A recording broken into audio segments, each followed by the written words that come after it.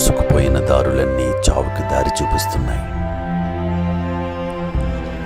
ఆవిరైపోయిన ఆశలన్నీ నా శ్వాసను ఆపేస్తున్నాయి. పరమ కిరాతకమైన ఈ జీవితానికి చరమగీతం పాడబోతున్నాను. ఈ లోకం నాకు మిగిల్చిన శోకం నుంచి శాశ్వతంగా విముక్తి పొందబోతున్నాను. మరి కాసేపట్లో నేను చీకట్లో కలిసిపోతాను. ఈ రెప్పలు వాలిన మరుక్షణం మరణం.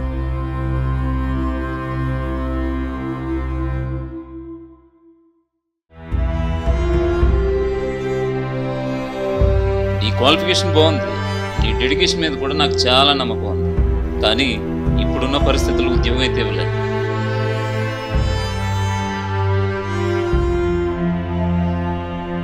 నీకోసం ప్రాణం ఇస్తా అంటావు. నాకు కావాల్సింది నీ ప్రాణం కాదు, నీతో ప్రయాణం. ప్రేమ ఆనందాన్నిస్తుంది, డబ్బు అవసరాలను తీరుస్తుంది. ఆ రెండింట్లో ఏది లేకపోయినా ఎవరైనా విడిపోవాల్సిందే. నీ దగ్గర ప్రేమ మాత్రమే ఉంది, దాన్ని నిలబెట్టుకునే బాధ్యత లేదు. నువ్వు సెటిల్ కాలేదని బ్రేకప్ చెప్పడం లేదు, నువ్వు ప్రాక్టికల్ కాదు.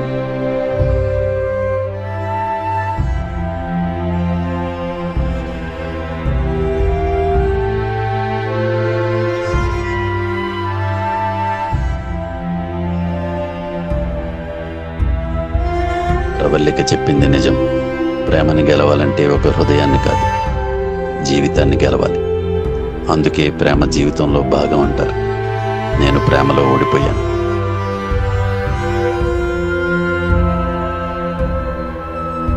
కొడుకు జీవితంలో కుదురుకోవాలని ఎదురు చూస్తాడే కానీ కూర్చోబెట్టి తిండి పెట్టాలని ఏ తండ్రి కోరుకోడురా. వెలకట్టడానికో తలకొరివి పెట్టడానికో ఏ తండ్రి కొడుకును కనడు. మొత్తానికి మీ వాడు అనుకున్నది సాధించాడు, తండ్రి పేరును నిలబెట్టాడు. బంగారం లాంటి కొడుకును కన్నావయ్యా. ఇలాంటి మాటల్ని వినటం కోసమే కంటారు, ఆ ఆనందంలోనే బతుకుతుంటారు. చేతికొచ్చిన కొడుకు చేతగాని వాడిలా మిగిలిపోతే ఏ తండ్రి గుండైనా పగిలిపోతుందిరా.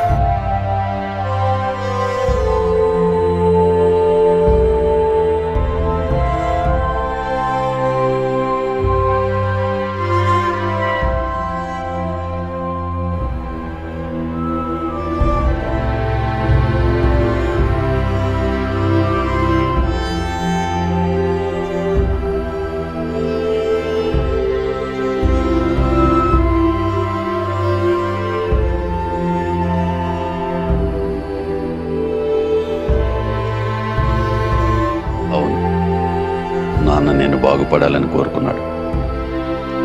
నా గొప్పతనాన్ని 10 మందికి చెప్పుకోవాలని ఆశపడ్డాడు. అది కూడా తీర్చలేకపోయాను. నా తలరాతని మార్చలేకపోయాను.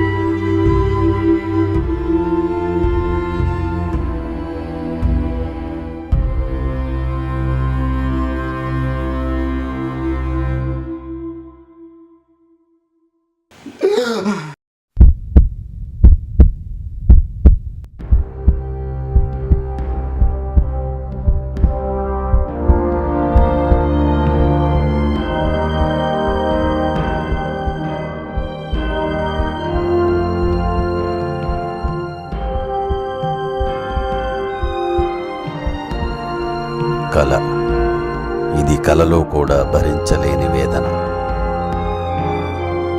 కన్నవారికి నా అన్నవారికి తీరని రోదన. ఇది ఎప్పటికీ నిజం కాకూడని స్వప్న సంఘర్షణ. మంచులా కరిగిపోయే అపజయాల అంచుల మీదే విజయగాథలు మొదలవ్వాలి. నిరాశామయని సీదిలో తొలకరి ఆశలు తొణికిసలాడాలి. వెలుగు రవ్వలు వెలగాలి.